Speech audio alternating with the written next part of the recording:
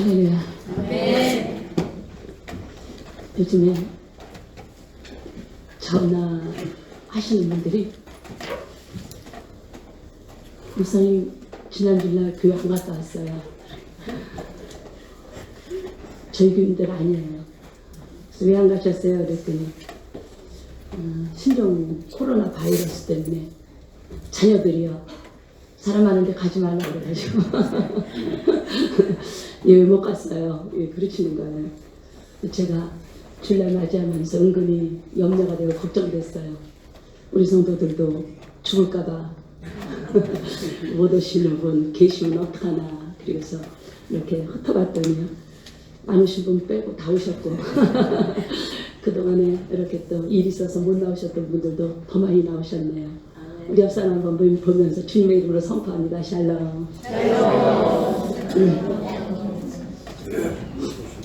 또 인사 중에 그 아프리카 원주민들이 하는 인사 말이 있었다고 했죠.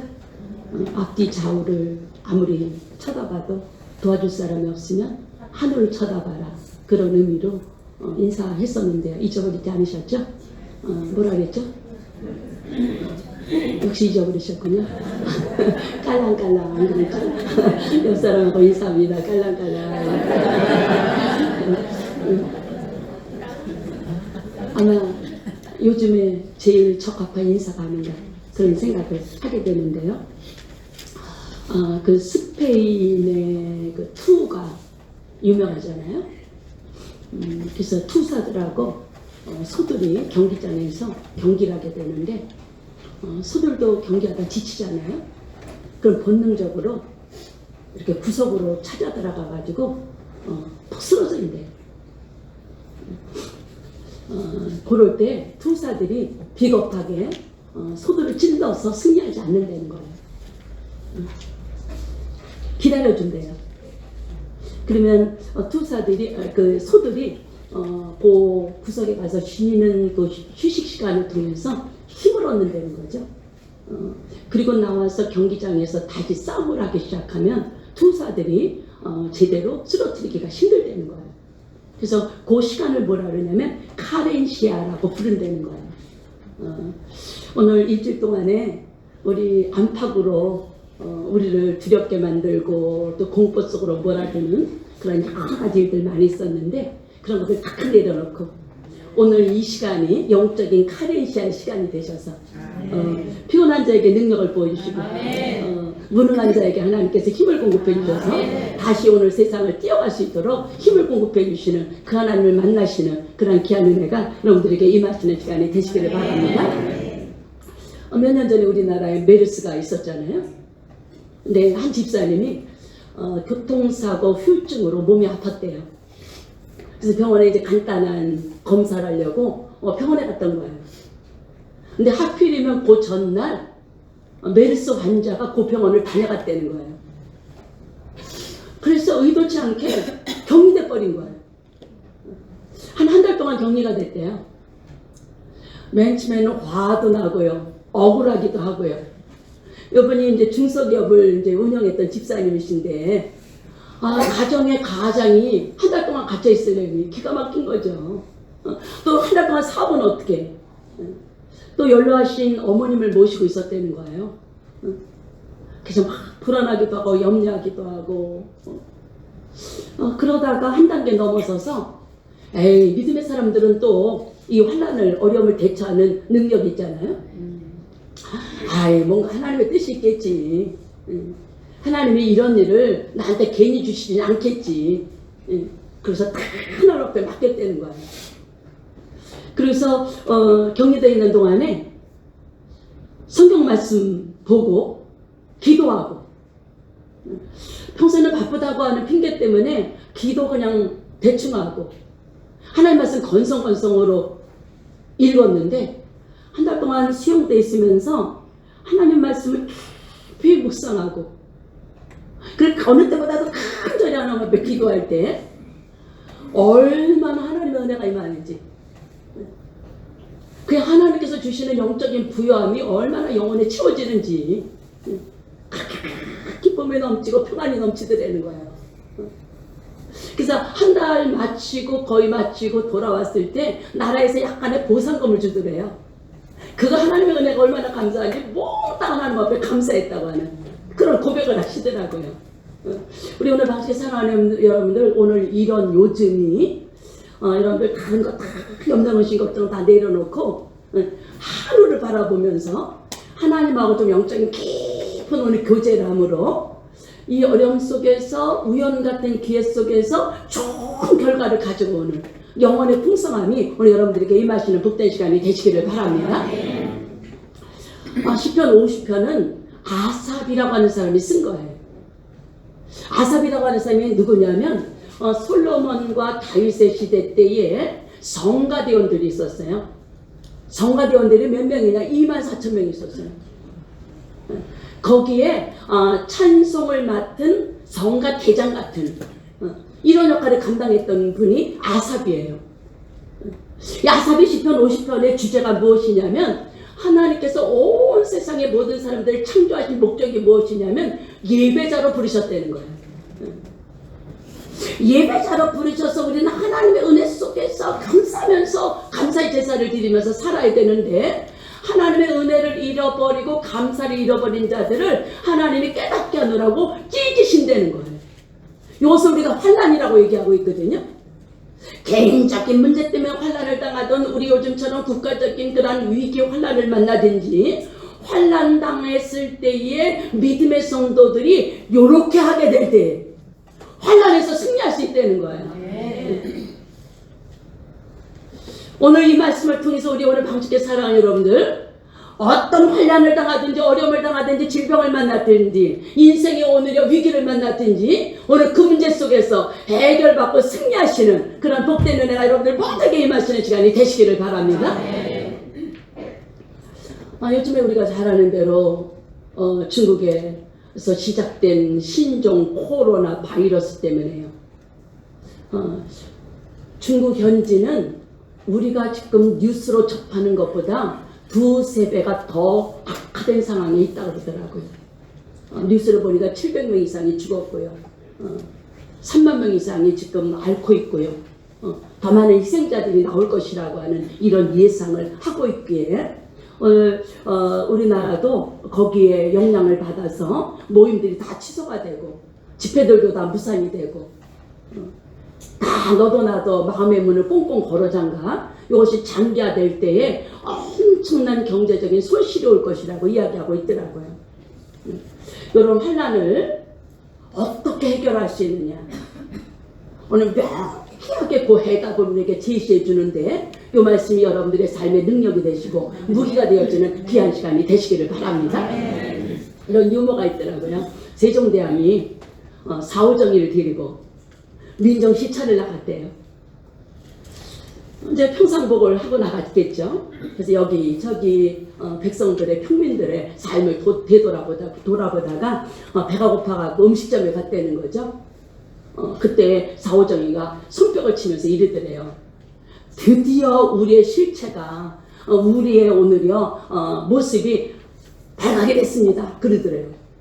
그래서 무슨 소린가 그리고 세종대왕이 쭉 들러봤더니 그 음식점에 이렇게 써있더래요. 손유몽 왕이다 이렇게 써있더래요.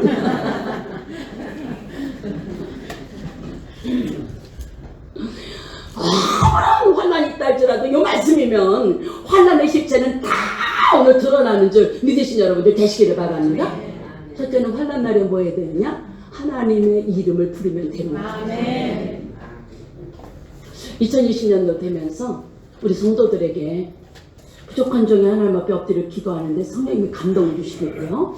온 성도들에게 내 양떼들에게 이렇게 선포해라. 그래서 제가 여러분들에게 선포했잖아요. 선포한 하나님의 메시지가 전달하신 말씀이 무엇이냐면 올 1년 격동해가 될 텐데 지금 평안의 시대가 아니라 환난의 시대라고 말씀하고 있잖아요. 이 시대에 믿음으로 예수 이름을 부르는 것만큼 여러분들의 삶에 승패가 정해진다는 거예요. 믿으십니까? 아마 요 때문에 하나님이 이 말씀을 우리 성도들에게 주신 것이 아닌가. 하나님의 은혜에 너무너무 감사했거든요. 로마서 10장에 바울사도가 로마 교회를 향해서 이렇게 말씀하시네요. 누구든지 주의 이름을 부르는 자는 구원을 얻으리로다.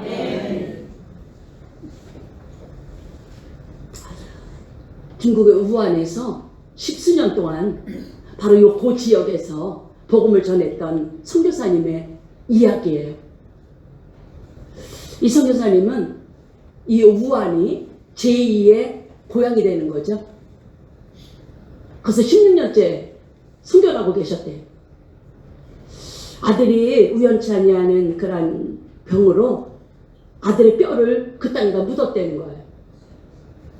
근데 그 우한의 신종 그 코로나가 발생한 진원지가 한국인 도매상 그 가게도 있고, 그리고 오징어가 거기서만 판대요. 그래서 오징어를 먹으려고 하면 그곳에만 가야 되는, 그곳에부터 시작이 됐다는 거예요.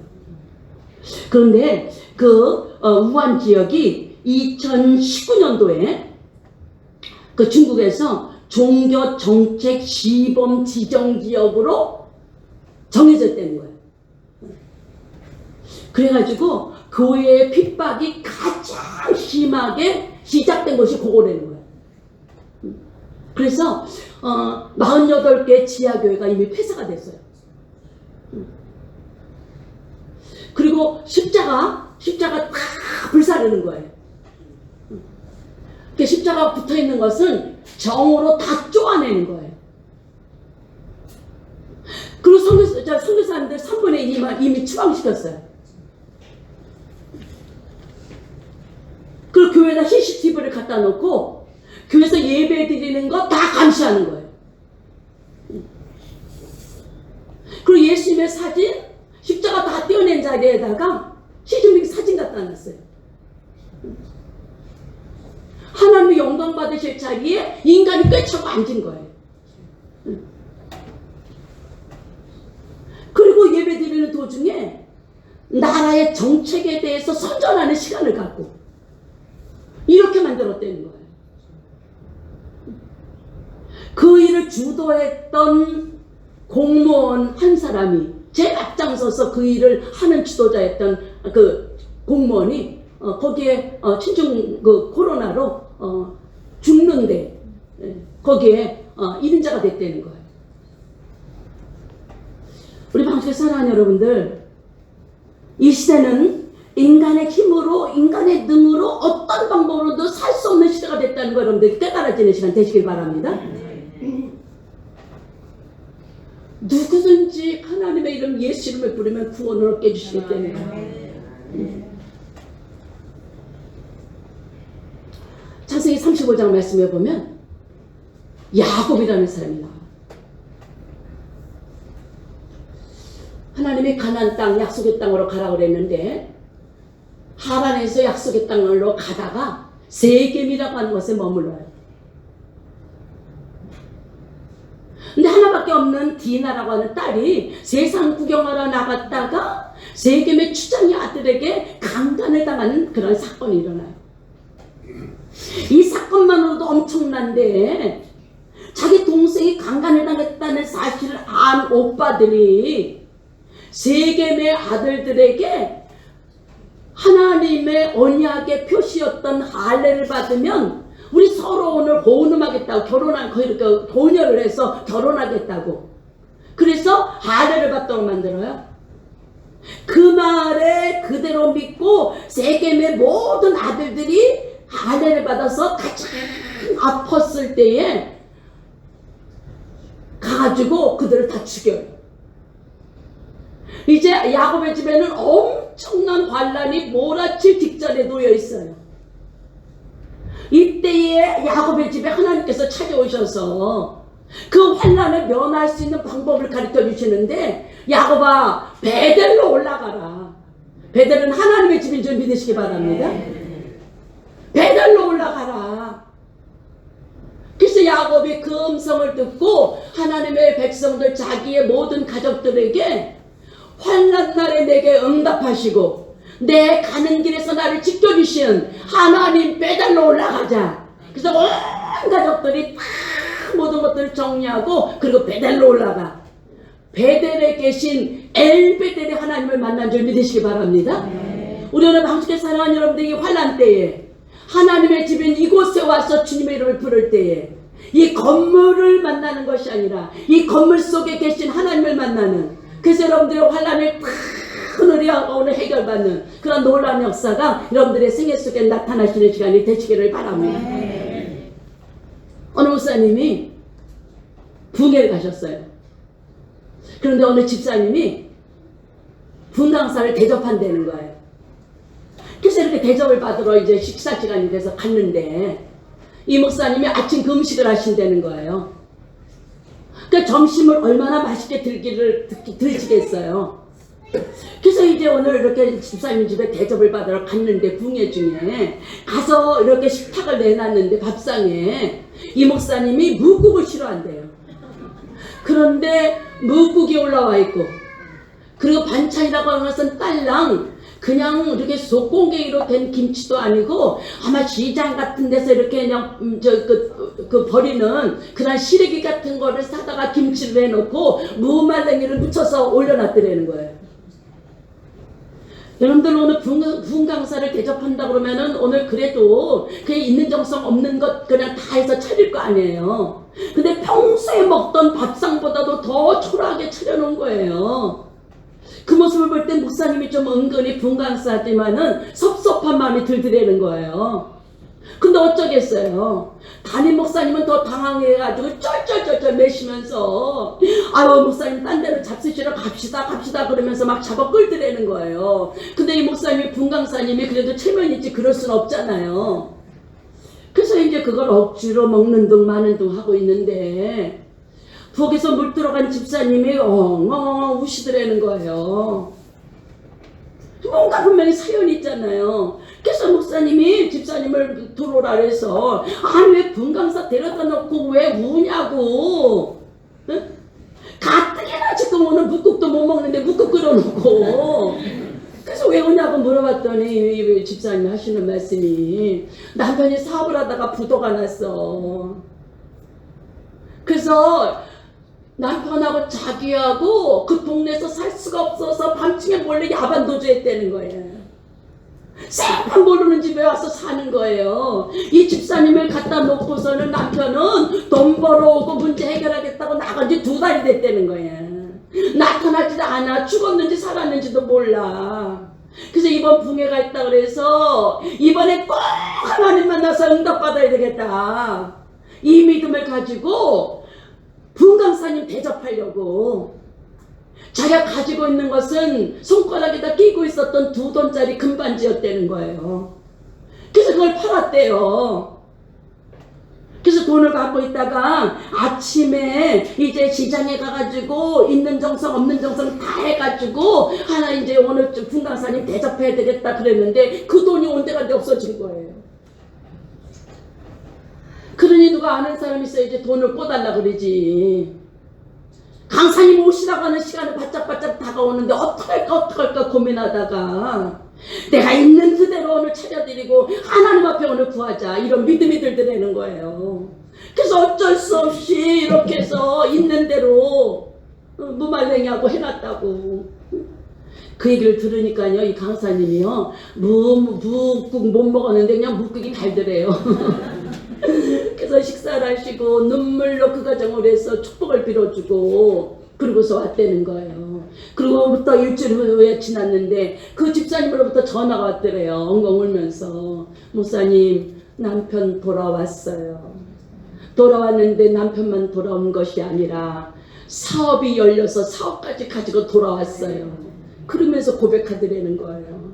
우리 방송의 사랑하는 여러분들 주님의 이름을 환난 가운데 부르면 주님의 이름을 부르면 하나님께서 우리가 상상하지 못했던 기대하지 못했던 체험하지 못했던 방법으로 해결해 주시는 역사가 나타나게 될 줄 믿으신 여러분들 되시기를 바랍니다. 두 번째로 환난 날에 하나님을 찾으면 하나님이 건져 주십니다.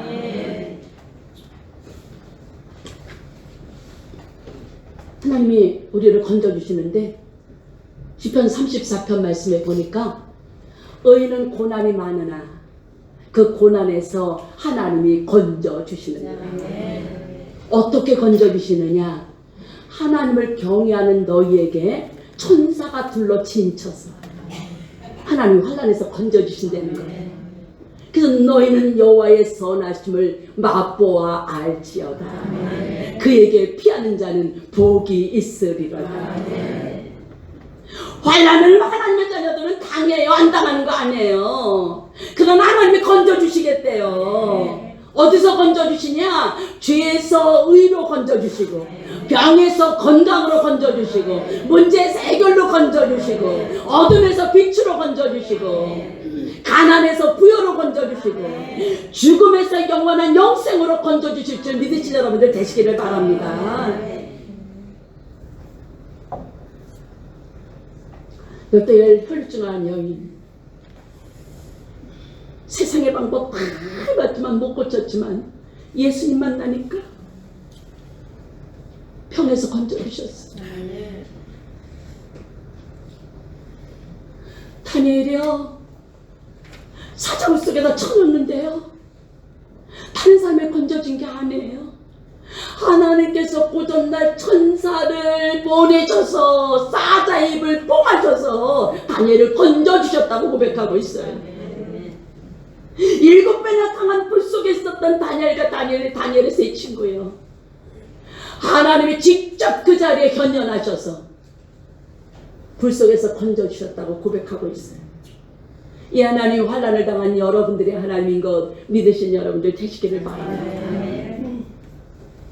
사무엘상 17장 말씀에 다윗이 아버지 신부름 갔다가 전쟁에 휘말리는 사건이 나와요.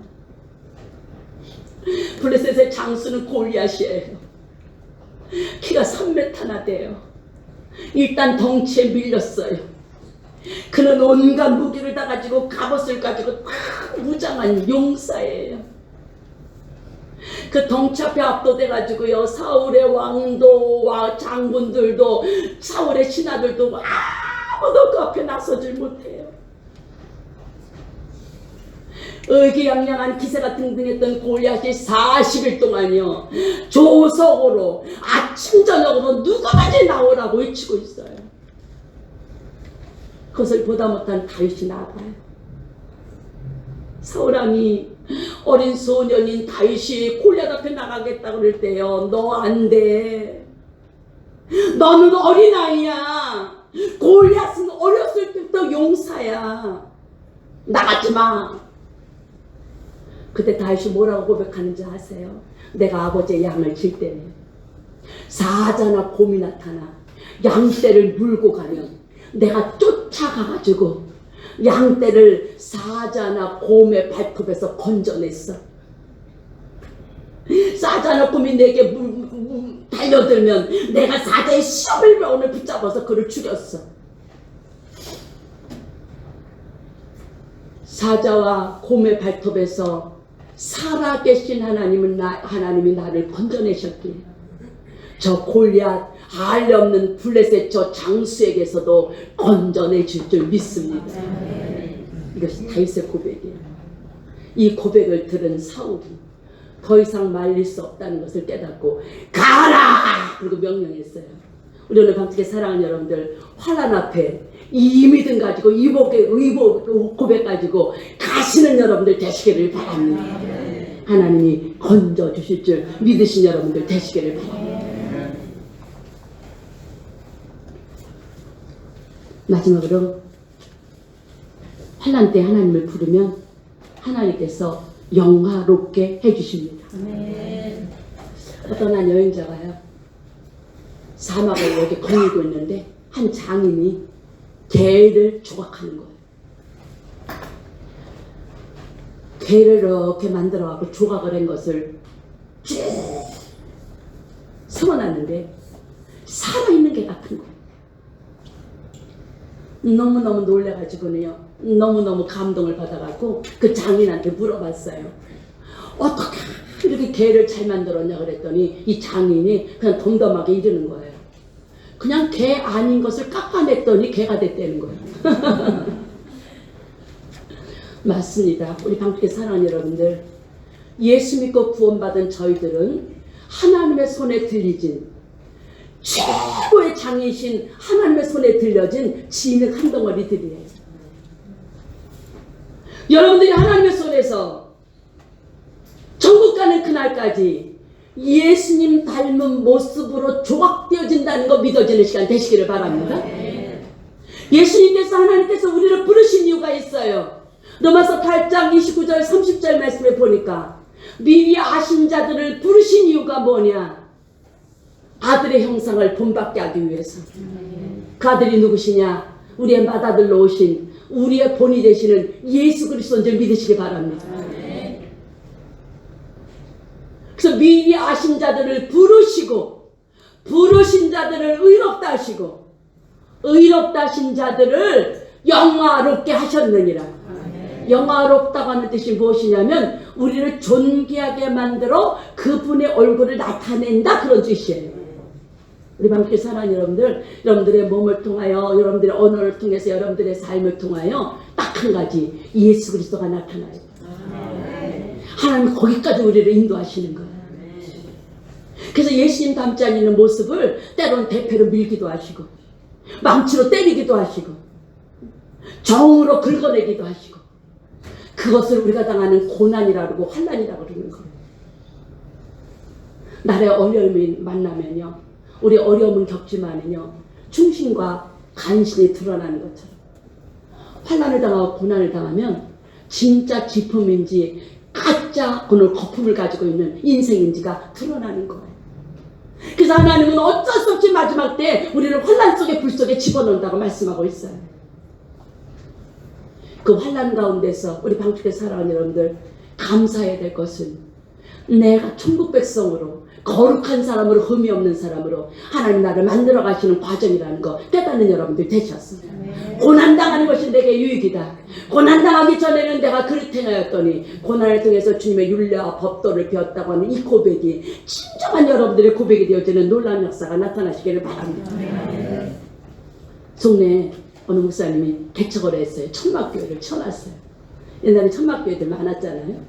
근데 이 목사님이 술꾼이었다가 성령 받고 세수를 취하신 분이에요. 근데 성도들이 왔다 가고 왔다 가고 왔다 갔다 그러는 거예요. 천막교회다 보니까 와서는 있다가 그냥 가버리고 그러는 거예요. 근데 어느 날 새벽 기도를 이렇게 갔는데 그 통행금지가 있던 때죠. 어떤 사람이 잠을 자는 거예요. 그래서 성도가 교인이 왔다 그렇게 좋아했는데 하필이면 강대상에서 널브러져서 자는 거예요. 그래서 이렇게 봤더니요, 술 냄새가 그냥 입에서 진동하는 거예요. 술 먹고 통행금지가 걸리니까는요, 그냥 문 열려진 천막교에 와서 강대상에서 그것도 자리를 보존하고 잠을 자는 거예요. 이 목사님이 가뜩이나 화가 나서 화를 참고 있는데 얼마나 승진을 하는지 그냥 강대상에서 누워있는 술꾼을 발로 걷어차려고 그러는데 성령님이 그러시더라는 거예요. 그게 네 모습이었다. 너가 술꾼이라 술꾼 친구 보내줬는데 그걸 왜 박대하냐, 발로 걷어차려고 그러냐 그러시더라는 거예요. 그래서 이렇게 봤더니 진짜 자기 모습들이라는 거예요. 그래서 거기 옆에 꿇어 앉아서요, 하나님 앞에 기도했다는 거죠. 하나님, 이 사람도 나처럼 성령 세례 받아 하나님 만나 변하게 해달라고, 회개하게 해달라고 간절히 기도하는데 나중에는요 기도 소리가 커지고 막 눈물이 나는 거예요. 그랬더니 이 술꾼이요 시끄럽다고 나가라고 소리를 오히려 소리를 막 치더라는 거예요. 그래서 이제 새벽기도 시간이 돼가지고 이제 그 술꾼을 붙잡아 놓고 새벽기도를 하면서 목사님이 자기도 술 먹고 그렇게 이제 오늘 아무데나 쓰러져 있었던 그런 얘기를 하니까요, 이 술꾼이 그렇게 좋아하더래네. 야, 목사님 대단한 줄 알았더니 별거 아니구나. 그래가지고 좋아하더니 그 다음 주에 부인을 데리고 왔대요. 그 다음 주에는 감성금을 가지고 왔는데 뭐라고 썼냐면 하나님께 팁을 드립니다. 그러니까 목사님이 이게 뭐냐고 감사한다고 써야지. 그랬더니 하는 말이요. 아니 목사님 왜 그러냐고. 내가 여기 와서 은혜를 안 받았으면 술집에 갖다 팁을 줬을 텐데 그 술집 팁 하나님 앞에 드리는데 무슨 문제냐 그러더라는 거예요. 그것도 일리가 있더라는 거예요. 그러더니 이분이 은혜를 받기 시작합니다. 새벽기도 나왔어. 이분이 딸 하나가 있는데요. 딸이 제대로 몸을 가누지 못하는 장애아로 태어난 거예요. 그때는 그게 뭔지 몰랐는데 은혜 받고 나니까 자기가 술 취한 모습이 되는 거예요. 그래서 새벽마다 눈물을 흘리면서요. 딸이 그 모습이 된 것은 내 죄 때문이라고 내 죄 때문이라고 울면서 통곡을 하면서 그때부터 술꾼들을 하나씩 몰아오기 시작하는데 그거가 술꾼으로 시작이 됐대요. 그러면서 얼마나 은혜를 받고 변화됐는지 예배 때마다 참석할 때마다 눈물로 회개하고 굳은 일이라는 것은 다 하기 시작하고 봉사하고 그 교회 1등 신자가 됐다는 거예요. 그 모습을 보고서